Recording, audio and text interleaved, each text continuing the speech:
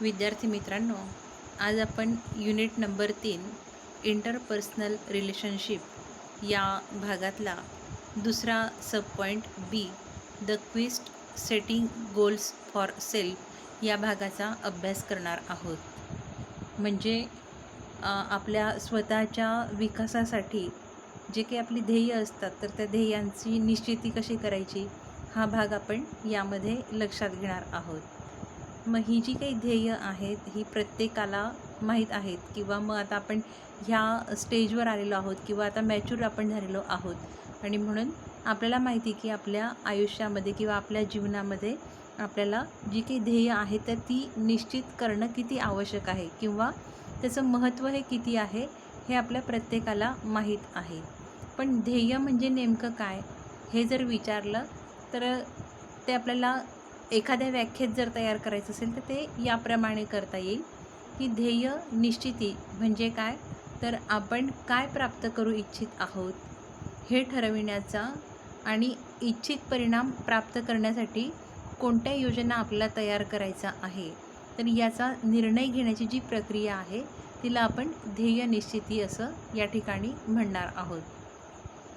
थोडक्यात काय की ध्येय निश्चिती ही काय आहे तर ही एक प्रक्रिया आहे आणि या प्रक्रियेमध्ये आपल्याला काय करायचं आहे तर आपण नेमकं काय करणार आहोत किंवा आपल्याला नेमकं काय प्राप्त करून घ्यायचं आहे तर हे या ठिकाणी निश्चित करायचं आहे आणि ते निश्चित केल्यानंतर त्याच्यासाठी कोणती योजना आपल्याला तयार करायची आहे किंवा ती आपल्याला कशी तयार करता येईल तर याचा निर्णय घेण्याची ही एकंदरीत प्रक्रिया म्हणजे ध्येय निश्चिती आहे. मग इथे असं म्हटलं आहे की ध्येय लहान असो किंवा मोठं असो तर ते आपल्याला प्राप्त करण्यासाठी पहिलं पाऊल म्हणजे काय आहे तर ध्येय ठरविणे. मग आता हे जे काही ध्येय आहे तर हे ठरविण्याची विविध प्रकार आहेत किंवा अनेक प्रकारे हे ध्येय निश्चिती करण्याचे मार्ग दाखवलेत किंवा मार्गदर्शन आपल्याला पाहायला मिळतं. परंतु हे ध्येय इतकं महत्त्वाचं का आहे तर ह्या काही कोटेशनमध्ये दाखवलेलं आहे त्यावरूनही आपल्याला ध्येय निश्चित करणं किती महत्त्वाचं आहे हे लक्षात येतं. तर या कोटेशनमध्ये काय म्हटलं आहे की the man without goal is the bird without wings. म्हणजे काय तर ध्येय नसलेला जो व्यक्ती आहे तर हा पंख नसलेल्या पक्षासारखा असतो. अतिशय सुंदर आणि ध्येय असणं हे किती महत्त्वाचं आहे हे दर्शविणारं हे कोटेशन आहे. तर म्हणजेच काय तर जर पक्षाला पंख नसेल तर तो त्याच्या जीवनामध्ये कधीच उडू शकत नाही आणि तसंच आपलं पण आहे आणि म्हणून प्रत्येकाला आपल्या जीवनामध्ये जर मोठं यश साध्य करायचं असेल किंवा आकाशाला गवसणी घालायचं असेल तर त्यासाठी ध्येय असणं गरजेचं आहे. मग हे ध्येय नेमकं कसं असावं तर स्मार्ट असावं असं म्हटलेलं आहे. हे जे काही ध्येय आहे तर हे कसं असलं पाहिजे तर स्मार्ट असलं पाहिजे. आता स्मार्ट या शब्दामध्ये एकूण आपल्याला 5 अक्षरं दिसत आहेत किंवा ज्याला 5 लेटर म्हणतो आपण ते आहेत SMAR आणि T.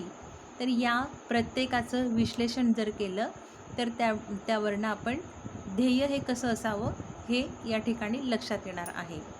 मग सुरुवातीला एस म्हणजे काय तर स्पेसिफिक. आपण जे काही ध्येय निश्चित करणार आहोत ते कसं असलं पाहिजे तर स्पेसिफिक असलं पाहिजे.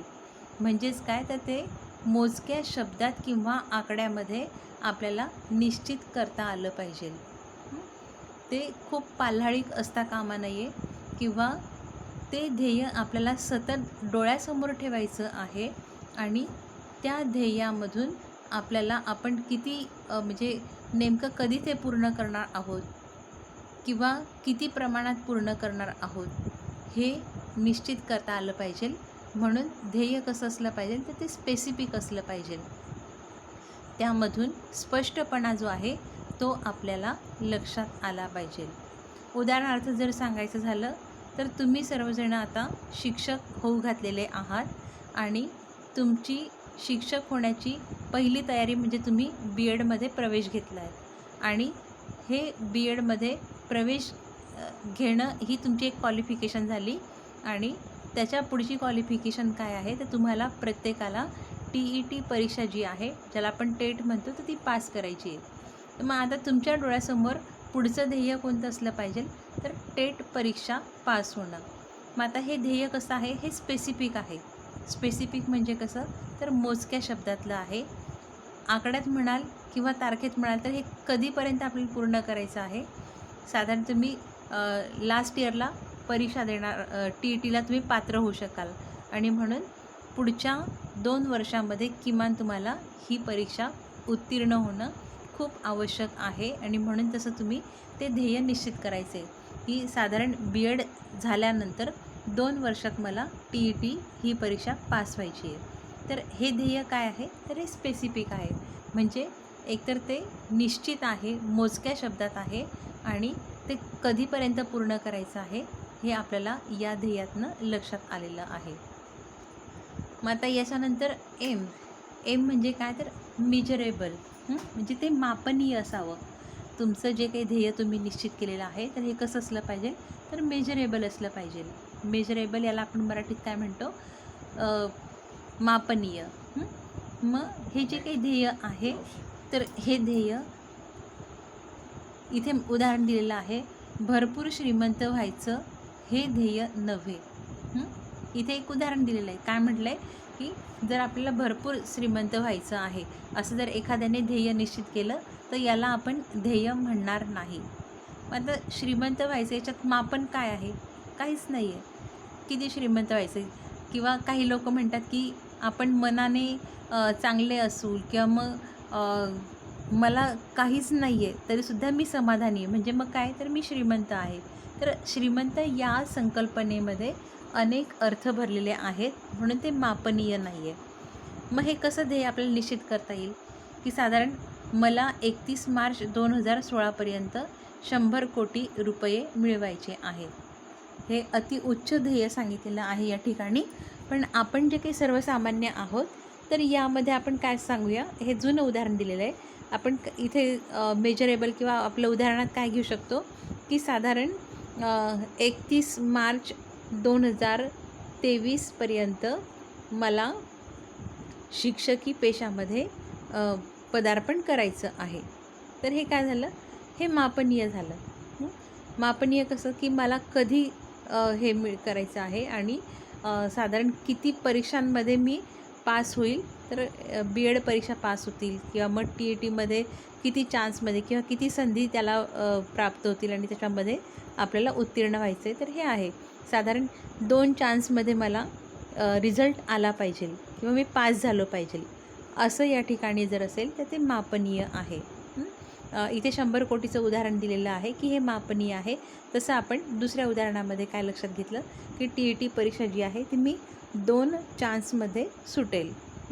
तर हे काय झालं, तर हे मेजरेबल. तर अशा स्वरूपामध्ये तुमचं जे ध्येय आहे तर ते मापनीय असलं पाहिजे. म्हणजे केवळ स्पेसिफिक असून कामा नाही, तर ते मेजरेबल पण असलं पाहिजे.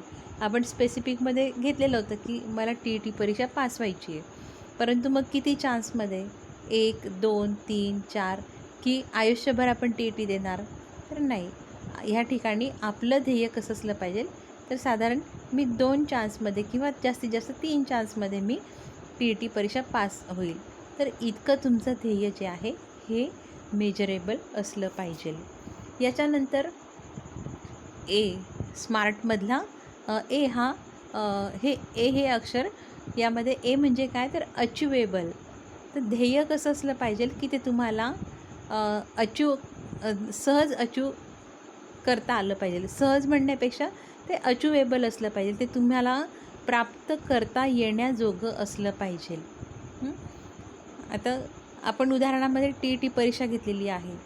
TET परीक्षा तुम्हाला प्राप्त करता येऊ शकते किंवा ती अचीव तुम्ही करू शकतात. का अचीव करू शकतात, कारण तुमच्याकडे त्याची क्वालिफिकेशन आहे आणि तुम्ही ते ध्येय निश्चित केलं आहे, म्हणजे काय, तर ते अचिवेबल आहे. पण जो विद्यार्थी BEdचा प्रशिक्षणार्थी नाही आहे किंवा ज्याने कोणत्याही प्रकारचं शिक्षकांचं जे प्रशिक्षण आहे त्याची कोणतीही डिग्री घेतलेली नाही, म्हणजे तो DEd नाही आहे किंवा BEd नाही आहे, आणि अशा याच्यामध्ये जर तो म्हणत असेल की मला TET परीक्षा पास व्हायची आहे, तर ते शक्य नाही आहे. किंवा तुम्ही नेट सेटचा अभ्यास करतायत, आणि नेट सेटच्या अभ्यासासाठी तुम्हाला पोस्ट ग्रॅज्युएशनमध्ये B+ असणं गरजेचं आहे. आणि जर तुम्ही B+ नाही आहे आणि तुमचा सेट नेटचा रिझल्ट आला तो येऊन उपयोग नाही. म्हणजे काय की ते अचिवेबल असलं पाहिजे, म्हणजे त्याच्यात बेसिक क्वालिफिकेशन ज्या आहे तर त्या तुमच्या आधी पूर्ण असणं गरजेचं आहे. म्हणजे तुमचं ध्येय जसं असेल त्यानुसार तुम्हाला हे स्मार्ट तयार करायचे, हे ध्येय जे आहे ते स्मार्ट तयार करायचे. एखादी अशिक्षित माणूस आहे आणि त्याने जर सांगितलं की नाही मला आता B.Edची परीक्षा द्यायची, तर नाही होऊ शकत. मग त्याच्यासाठी त्याला आधी प्रायमरी शिकावं लागेल, त्याचं ध्येय त्या ठिकाणी बदलावं लागेल त्याला. तर ह्या पद्धतीने आपल्याला हे मेजरेबल असलं पाहिजे. म्हणजे काय की तुम्ही ध्येय असं निश्चित करा की ते तुम्हाला प्राप्त करता येण्याजोगं असेल. उगाच जसं आपण म्हणतो ना की नाचता येईना अंगण वाकडं, तर आपल्यामध्ये क्षमता नाही आहे आणि त्या क्षमता नसताना जर आपण एखादी ध्येय जर समोर ठेवलं तर ते नाही हस्तगत होऊ शकणार. जसं माझा स्वतःचा आवाज नाही आहे, गायकी पेशासाठी नाही आहे हे मला माहिती आहे, आणि जर मी ठरवलं की नाही मला सिंगर म्हणून प्रसिद्ध सिंगर म्हणून पुढे यायचं आहे, तर हे माझं ध्येय चुकीचं असेल कदाचित. आणि म्हणून आपलं ध्येय कसं असलं पाहिजे की आपल्या क्षमतांना ओळखून मग ते निश्चित केलेलं असलं पाहिजे. तर अशा रीतीने स्मार्टमधला हा जो A आहे हा महत्त्वाचा भाग आहे. त्याच्यानंतर ते रिअलिस्टिक असलं पाहिजे. स्मार्ट या शब्दामधला R म्हणजे काय तर रिअलिस्टिक म्हणजे काय तर ते वास्तववादी असलं पाहिजे. तुमचं जे ध्येय आहे तर ते ध्येय वास्तववादी असलं पाहिजे, ते काल्पनिक नसावं. वास्तववादी तुम्हाला समजतं की वास्तववादी जे आहे तर ते आपण खरं साध्य करू शकतो किंवा ते आपण प्राप्त करू शकतो. तर अशा रीतीने हे रिअलिस्टिक आहे. आणि हे जे रिअलिस्टिक जर असेल तर तुम्हाला तुमच्या ध्येयाचे टप्पे ठरविता येतात असं म्हटलेलं आहे. मग हे टप्पे कसे, आपण पुन्हा मागचंच उदाहरण घेऊया की मला नेट सेटचं परीक्षा जी आहे ही पास करायची. हे अतिशय कठीण असं ध्येय आहे आणि हे कठीण ध्येय साध्य करण्यासाठी तुम्हाला त्याचे टप्पे करावे लागतील. मग काय करावं लागेल, सर्वात आधी तुम्हाला पोस्ट ग्रॅज्युएशनमध्ये B+ मिळवावा लागेल. तो जर तुमच्याकडे आता सध्याच्या स्थितीला असेल तर मग पुढचा स्टेप काय तुमचं की तुम्हाला नेट सेटचा जो सिलॅबस आहे तर तो काढावा लागेल. तो काढल्यानंतर त्यामध्ये कोणकोणते युनिट आहेत त्या प्रत्येक युनिटचा तुम्हाला बारकाईने अभ्यास करावा लागेल. त्याच्यानंतर नेटवरती अनेक प्रश्नपत्रिका उपलब्ध आहेत. मागच्या अनेक वर्षांपूर्वीच्या नेट सेटच्या ज्या काही प्रश्नपत्रिका असतील त्या उपलब्ध आहेत. मग त्या सर्व प्रश्नपत्रिका तुम्हाला काढायच्या आहेत आणि मग त्या प्रत्येक प्रश्नपत्रिकेतल्या प्रत्येक प्रश्नाचं सॉर्टिंग करायचं की हा प्रश्न कोणत्या युनिटमधला आहे. मग असं करत करत तुम्हाला जो अभ्यास होईल तर त्या अभ्यासानंतर मग त्या नेट सेटच्या परीक्षेमध्ये यश हे नक्की मिळणार आहे.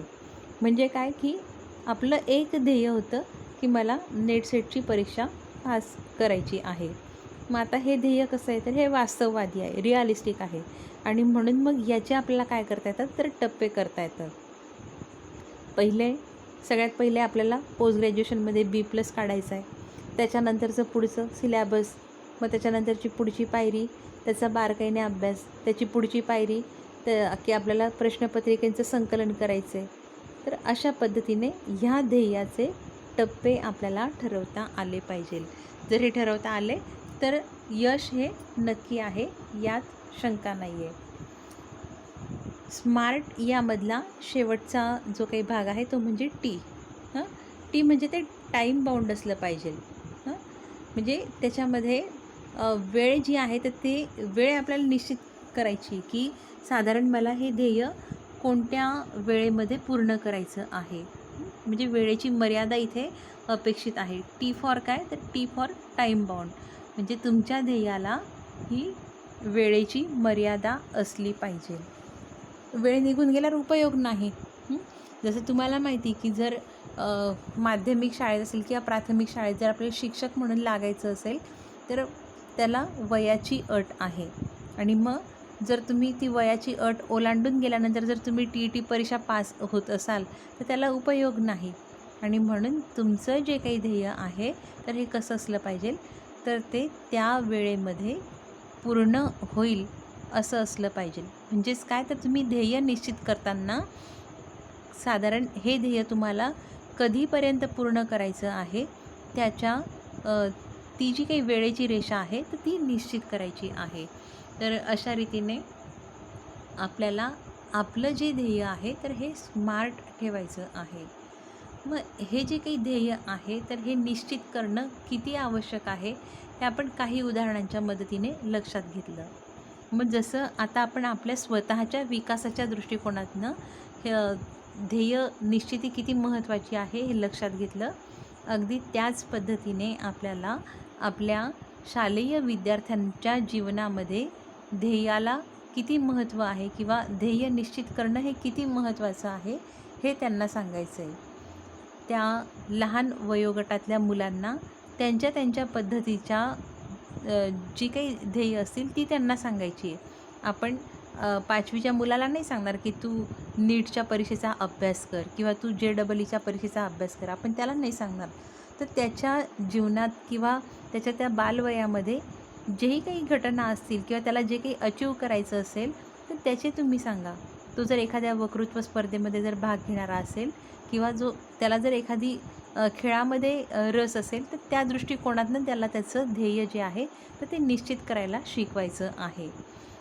तर हे ध्येय निश्चिती लहान वयापासूनच का गरजेचं आहे, कारण ते टाईम बाउंड आहे. त्या वयामध्ये त्या गोष्टी होणं हे गरजेचं आहे. म्हणून लहान वयापासूनच मुलांना ध्येय निश्चितीची सवय लावणं हे शिक्षक या नात्याने आपलं महत्त्वाचं कर्तव्य आहे.